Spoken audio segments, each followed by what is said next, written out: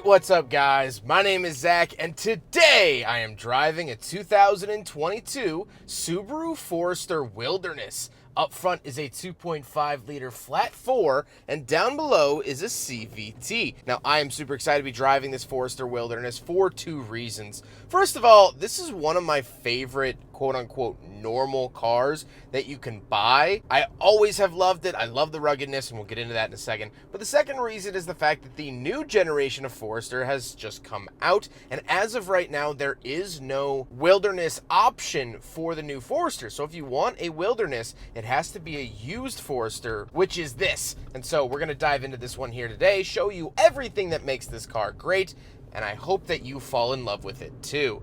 But if you would like to submit your own vehicle, you can head on over to my website, zackpradel.com/submit. It's a quick and easy submission form. It takes under a minute to fill out, and I come out to you. But let's get back to that 2.5 liter flat 4. Well, that was actually technically new for this generation. It's called the FB25D, and basically they added direct injection for 2019, but it's a similar engine that they've been using since 2011 that replaced the EJ25. Here it makes 182 horsepower and 176 pound-feet of torque. However, in the new Forester, it actually lost 2 horsepower. So technically, this is the more powerful version. I've always liked the flat 4 engines that Subaru does. That's sort of their cornerstone. They've always done flat engines in their internal combustion vehicles, so it's nice to see that. Like I said, paired to it is a CVT.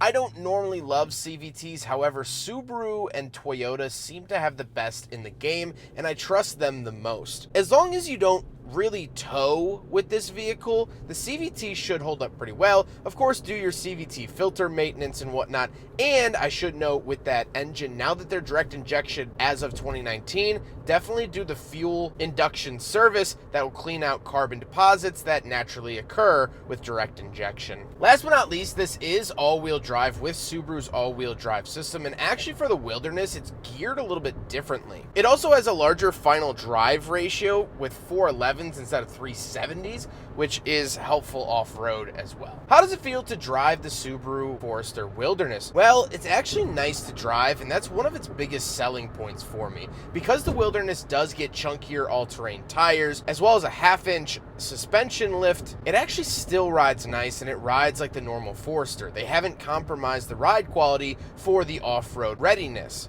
which is really, really nice. A lot of cars, when they offer an off-road trim, they absolutely butcher the ride quality, but Subaru didn't. And so you can drive this around as a daily driver. You're gonna love it, and you can hit a trail and get that extra ground clearance, which is fantastic. Visibility's always been good. The Forester has really big windows, which I've always liked, and steering is decently direct. With that stuff out of the way, let's talk about the interior. Well, in front of me, I have 2 physical gauges and a screen. Off to the left is my tachometer, and off to the right is my speedometer, along with the information screen in the center. You can scroll through a couple of different things. On the steering wheel, on the left, we have our skip track volume source, info and phone options, as long as our information button, and off to the right, we have our adaptive cruise control. This does have Subaru's eyesight system, and it has 2 different drive modes for S Sharp and Intelligent. Off to the left, we have a climate control vent, power tailgate, SRH off, our tailgate memory, so you can set a certain height if you have like a low garage or something like that. Traction control off, automatic start stop on and off, and blind spot monitoring along with the gauge dimmer switch. Moving on to the door, we have our power mirrors, power locks, and power windows. And moving into the center, we get this little information gauge that I've always loved. It's this sort of secondary gauge that you can keep an eye on things while you're off-roading. You don't have to rely on the infotainment, which we'll talk about in a second. So I really, really enjoy this. I think it's very helpful, and I'm a little sad that the modern Forester actually got rid of this. So, again, another reason to go with a slightly older one as opposed to the new one. Down below that, we have the infotainment system. This is Subaru's Starlink system, and I like the screen size. Again, the modern one has a giant screen in it. I like this smaller size. It's a lot less distracting. I have physical climate controls, and overall, I think this all works a lot better. Here's the backup camera in case you're curious, but nothing new to write home about. Down below that, we have physical buttons for our home, radio, media, media, volume, tune, and down below that we have physical climate controls. So no matter if you have gloves on, like you might be in the wintertime or off-roading, you can still use your climate controls as normal, where the more modern Forester you have to rely on a screen.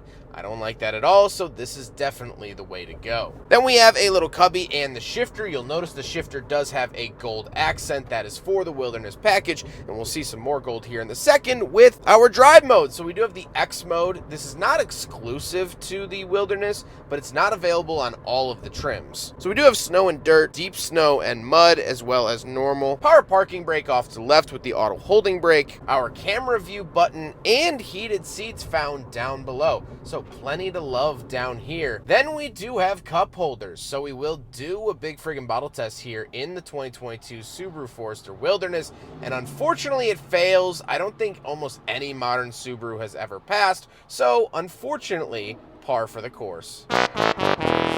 Then we do get a center console and the seats. The seats are made with water repellent material called StarTex, which is basically fake leather, and it's optional on other trims, but it comes standard here on the Wilderness for that extra ruggedness. You can wash them off when you get them muddy and dirty and not worry about a thing, which is very nice. However, speaking of seats, we do have back seats, so let's go do a back seat review. All right, so we're in the back of the 2022 Subaru Forester Wilderness, and I always forget how much flippin' room you get back here.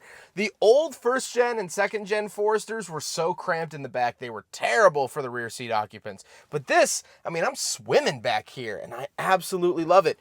2 USB ports back here, however, they are both USB-A, so not super modern, but this is, you know, a 3-year-old or 3 model year old Forester. Climate vents back here, which a lot of vehicles of the size don't necessarily do, so I like to see that. I do have a center console with fold down cup holders. Other than that, no crazy amenities, but it's very, very spacious. And so if you take your friends back here, you take your family back here, they are going to be very comfortable on whatever off-road trail you're throwing them on, or just going to Whole Foods, going to Ralph's, going not to Erewhon. People who drive Foresters don't go to Erewhon. That's more of a G-Wagon activity. But besides the point, you're going to be comfortable back here, and that is absolutely huge. And you don't have a third row to worry about, so you're not trying to jam your second row in so you can try to jam a third row in. You're just 4 people very happily spaced out. That's nice. Let's hop into the back and talk about more space with the cargo space. All right, around the back of the Subaru Forester Wilderness from 2022. Button there, it does have a power tailgate as we saw next to the steering wheel, and you can actually tell it how high to go or to not go a certain height so it doesn't bonk your garage. Very cool to see that. Once we are back here, tons of cargo space. I've always loved this about the Forester. Again, like the back seats, plenty of space back here. We do have our upgraded Harman Kardon sound system. However, I'm not oh, there's a 12-volt outlet. Okay, I wasn't seeing it for a second. We do have a 12-volt outlet back there as well. We can also pop this up for some more storage down below. Plenty of space in the back of the Forester. Absolutely love it. And here it is, one-touch power tailgate up there, all the way back down.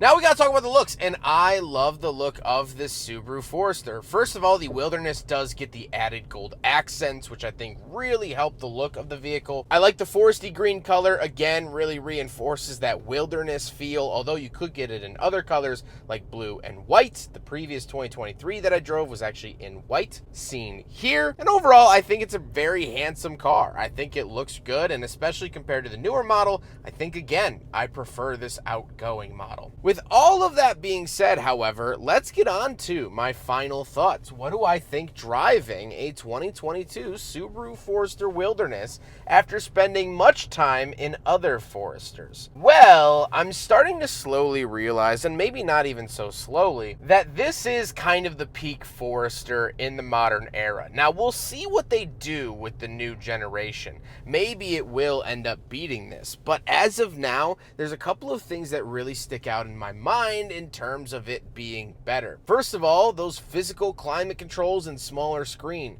I think it's a lot less distracting. I think it's safer. I think it works better, and I like the look. Second thing is that they actually offer a wilderness trim. Now, I'm sure that the new Forester will have a wilderness trim at some point. They want to do their research and development before they put it out, see where the weak points are, and address it for the off-roading. But as of right now, here, August 16th, 2024, you cannot buy a new Wilderness Forester, so this is your only opportunity to do so. I like the gold accents in here. I think they're special enough and look good enough. However, they don't overwhelm you with the gold accents, which I really like. And it makes 2 extra horsepower. I mean, at the end of the day, power's power, baby. I mean, you know, it just is what it is. And so that's why I was excited to drive this Forester, because we might be past the tipping point. Now, we might not be, but as of right now, from where I'm sitting, we most certainly are, because this might be the best modern Forester you can buy. I hope you guys enjoyed the video. Huge thank you to Mukesh for letting me take out his Subaru Forester. He's been great to work with. I'm very thankful he was able to set up this review for me and get me back behind the wheel of this Forester, and I appreciate him very, very much. But I hope you guys enjoyed the video. Don't forget to rate the video, comment on the video,